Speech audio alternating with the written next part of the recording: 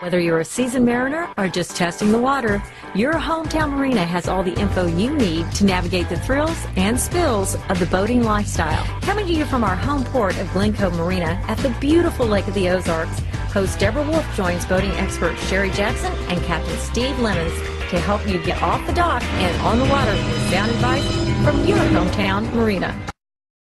Welcome to this episode of Your Hometown Marina. I'm your host, Deborah Wolf, and I am joined by Glen Cove Marina owner Sherry Jackson and our in-house expert, Captain Steve Lemons. We are coming to you from the beautiful Lake of the Ozarks, where our idea of winding down the season is revving up your motor at the annual Lake of the Ozarks Shootout, where boaters from all across the world come to the Lake of the Ozarks to set top speeds on the water, and two in particular we are very excited to say brought home honors through their affiliation with Glen Cove Marina.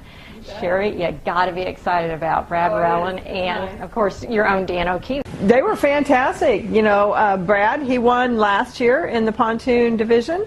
He went 112. This year he went 114. It's a tri-10. It's a tri-10. It's a tri-10. But they call it the pontoon division. So what can you say? And an amazing 114 miles an hour in the world's fastest pontoon tuned in, Mr. Brad Rowland. Congratulations. Yes, Brad, you got to be pretty excited about that and your record. I am very happy. It ran good. Everything worked out perfect. No need to go out again.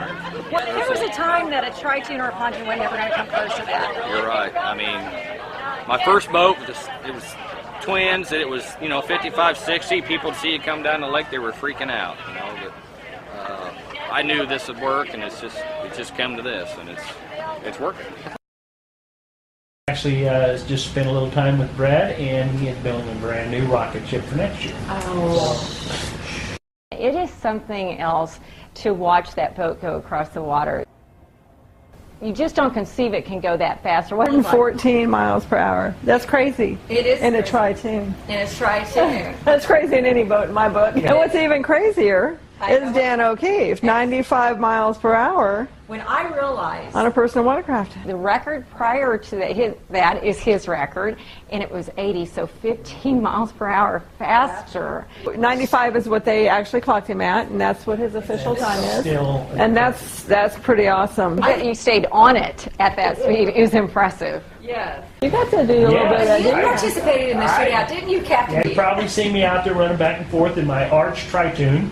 Had a blistering 7 mile an hour. And how many trips was that? I made 60 trips on Saturday. 60 trips, wow. Insane. Shuttling people back and forth. Take 13 out, bring 10 back. Well, I'm pretty happy then, because you left here, went up there, and came back and made 60 trips back and forth. And well, that was didn't even use a tank of gas. Yeah. Stay tuned to Your Hometown Marina. When we come back, we have some special shootout footage just for you. Polylift boat lifts. Your boat is a major investment.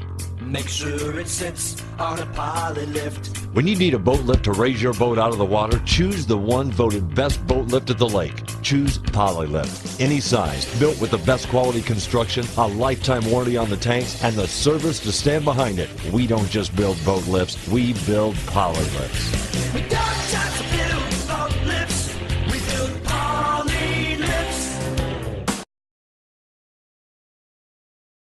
Welcome back to Your Hometown Marina. I'm your host, Deborah Wolf, and I am at Glen Cove Marina, and I am joined by Chief PWC Technician Dan O'Keefe, who also happens to be the new shootout record holder at almost 100 miles per hour.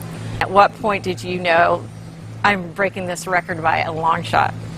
I told myself before I started I wanted to break 90, so when I got about a quarter way through the course, which is almost right at 1,000 feet. They let us PWCs run a lot shorter distance than the boats. Midway through, 800 feet, 900 feet through, almost to the end, I knew that I was well above my target of 90 miles an hour. I couldn't see the actual number, but I could tell by feel, and I ended up going way faster than 90. So I was very happy. I was really, really happy. And the old record, I'd like to point out, was held by you as well. Yes, ma'am. Or set by you, actually. Set by me, yeah, in 2009. 80 miles an hour. How did you fine-tune your bike to get there? Same exact PWC that I went 80 on, except for there was a 3-year gap there where I was able to enhance it pretty good. In fact, we changed a lot of things on it, up the horsepower quite a bit, quadrupled the horsepower on the actual craft from when it ran 80 to when it ran 95. And you know, new pump. The pump that I use is very, very good pump system. It actually not only has one impeller, but it has two impellers.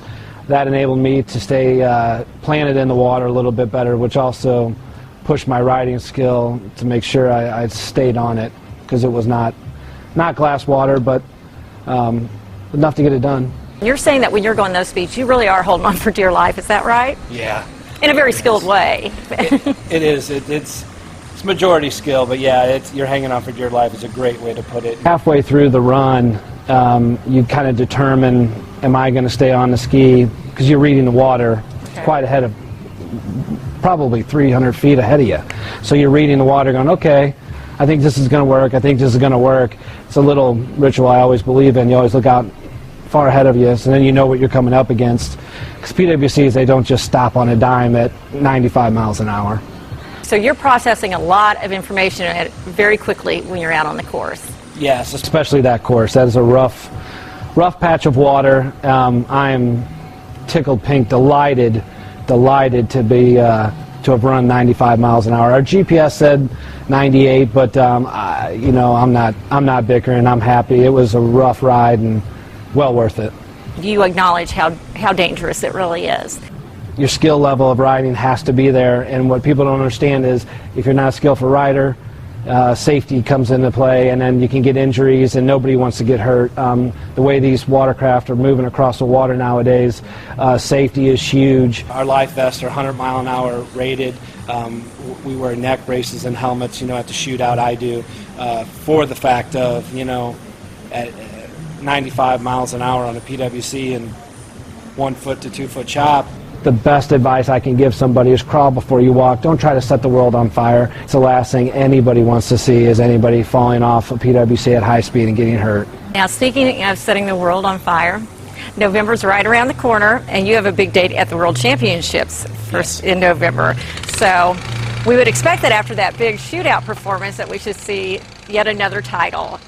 We're hoping, yes, yeah. In fact, we're sitting pretty good for this year. In fact, the competition is very strong this year. It's obviously increased since last year, but you know, I love the competition. So I think we'll be good for the final of 2013 at the top of the podium. We look forward to seeing what happens with the World Championships and seeing what happens with your record next year at the shootout. Yep. Right? Excellent. I couldn't say it better. And we look forward to seeing all of you when we return after this quick break at your hometown marina.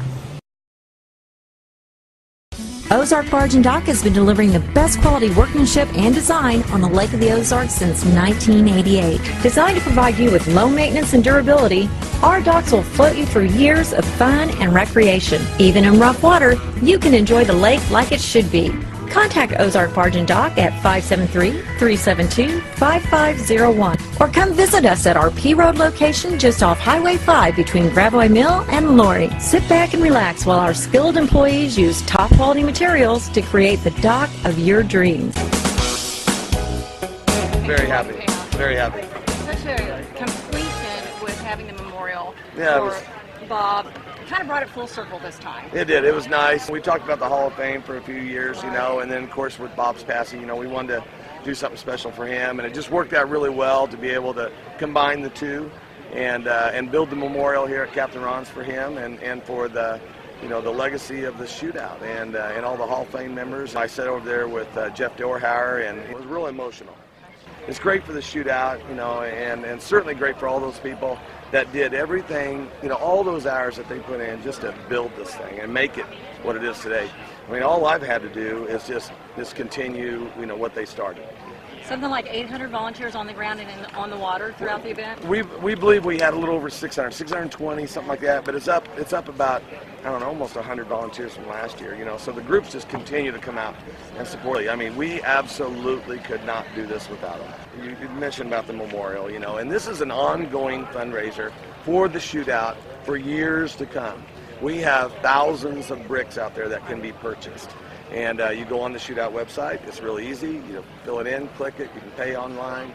And we want to continue people throughout the year to continue ordering those bricks, because that is a base of what we're doing as far as raising money for the Shootout charities. One statement that I've been hearing throughout the Shootout that I'm sure you'll be happy to hear is they keep raising the bar, and I think you should be applauded for that. Well, we do, and it's not just us, the committee members that are trying to raise the bar, but it's the volunteer base that's raising the bar. It's the sponsors that are raising the bar. It's these racers that come out here and continue to raise the bar. I mean, we have a PWC that went 95 miles an hour. We got a pontoon boat that went 114.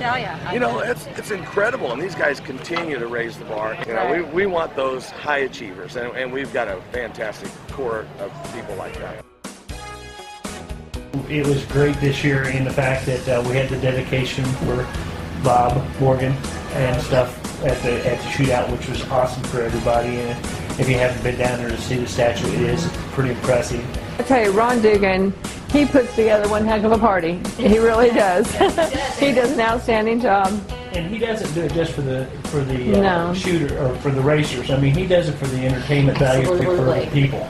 For My Way to come in and not just break the 208, but to stomp on it was pretty impressive.